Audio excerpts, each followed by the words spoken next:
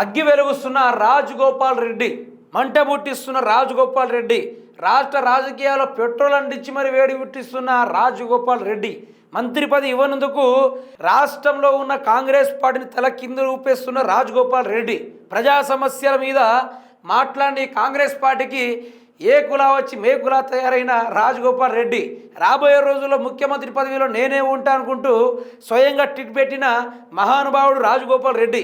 వ్యవహారం చూసుకుందాం. మంచి రోజులు రాబోతున్నాయి, పరోక్షంగా సీఎం మారతారని చెబుతున్న రాజగోపాల్ రెడ్డి ప్రభుత్వ పథకాలతో ప్రజల సంతృప్తిగా లేరు. 20 నెలల పాలనలో రేవంత్ రెడ్డి చేసిందేమీ లేదు.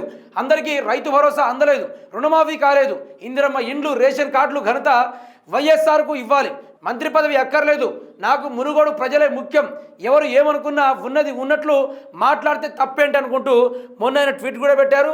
అదేవిధంగా నిన్న ఆయన ఒక సభలో కూడా మాట్లాడడం జరిగింది. అయితే రాజగోపాల్ రెడ్డి గారు ఇట్లా ఎందుకు తయారయ్యారంటే, మొదలు ఈయనకు రేవంత్ రెడ్డికి పడదు. గతంలో ఈయన ఆ 3 ఫీట్లోడు, ఈ పొట్టోడు, వీనితోటి రాజకీయాలు చేయాలంటే మా వల్ల కాదు, ఆడు ఓటుకు నోటు కేసులో దొరికిన దొంగ అనుకుంటూ గతంలో నేను చెప్పే ముచ్చట్లు కావు. రాజగోపాల్ రెడ్డి గారు బహిరంగంగా తెలంగాణ రాష్ట్ర సమాజం చూస్తుండగా వింటుండగా ఆయన విలువలు తీసి మరీ మాట్లాడాడు. అంటే ఆ రోజులో ఆయనకి పదవి లేదు కదా, పేమెంట్ కోటాల పీసీసీ చీఫ్ పదవిని తీసుకొని వచ్చాడు ముఖ్యమంత్రి రేవంత్ రెడ్డి గారు. ఈరోజు ముఖ్యమంత్రి అయ్యిండు. ఆ రోజు నుంచే నీతో మేము పనిచేసేది, నువ్వు ఎంతున్నావు, మమ్మల్ని పండబెట్టి తొక్కుతావా, తిప్పి కొడితే 3 ఫీట్లు లేవు, పొట్టోడా నీతో అరమేం పనిచేసేది అనుకుంటూ ఆయన బాజప్తుగా భలే చెప్పిండు, బ్రహ్మాండంగా చెప్పిండు. అయితే ఇప్పుడు ఏమైంది, ఆయనకు మంత్రి పదవి ఇవ్వలేదు, సరే ఊకున్నాడు. 10 ఏళ్ల పాటు నేనే ముఖ్యమంత్రి ఉంటా అని సభలో ఉర్రగానే సిగ్గుశరం ఉండాలి. 10 ఏళ్ళు నువ్వే ముఖ్యమంత్రి ఉంటే ఎనుకున్న అందరూ గడ్డి పీకడానికి ఉండాలా అనుకుంటూ నెక్స్ట్ డే రోజే ఆ బుద్ధి నువ్వు మానుకోవాలి. చాలామంది పార్టీలో సీనియర్లు ఉన్నారు, వాళ్ళకు కూడా అవకాశం ఇవ్వాలి, వాళ్ళకు కూడా ముఖ్యమంత్రి పదవి అవకాశం ఇవ్వాలి. నువ్వే వచ్చిన పెద్ద ఉద్యమకారులు లెక్క నీకే ఇచ్చుకుంటూ పోతే అస్సలు సీనియర్ కాంగ్రెస్ కార్యకర్తలు ఎడిపోవాలనుకుంటూ ఈయన గట్టిగానే ట్విట్టర్లో ఇచ్చి పడేసిండు.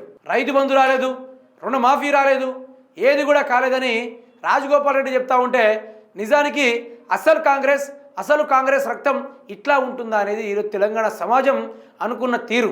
అంతేనా కదా, మీరే చెప్పండి.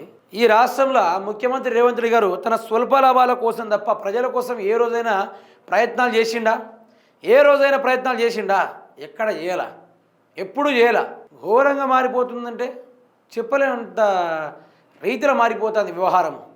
కాబట్టి మిత్రులారా, మీకు ఒకటే అర్థం కావాలి, తెలంగాణ రాష్ట్ర రాజకీయాల్లో నిజంగానే వేడు మొదలైంది. ఇటు మీనాక్షి నటరాజన్ గ్రౌండ్లో తిరగడము, రాజగోపాల్ రెడ్డి అటు నుంచి నరుక్కుంటూ రావడము, ఇక కార్యకర్తలు కూడా కింద నుంచి నరుక్కుంటూ రావడము, మొత్తం 3 వైపుల నుంచి రాబందులు ఏ విధంగా వస్తూ ఉన్నాయో అదేవిధంగా కాంగ్రెస్ పార్టీని రేవంత్ రెడ్డిని ముంచడానికి, కిర్చి నుంచి దింపేయడానికి, మళ్ళీ ఇంకొకసారి పనికి రాకుండా చేయడానికి 4 మూలల నుంచి 4 రకాల విధమైన బ్రహ్మాండమైన ఒక్కొక్క రాబందు దిగుతుంది. నాకు తెలిసి కాంగ్రెస్ పార్టీ కొన్ని రోజులే ఉంటుంది కాబట్టి ఊసిపోద్ది, బరాబర్ ఊసిపోతే మీరు చూస్తూనే ఉండండి.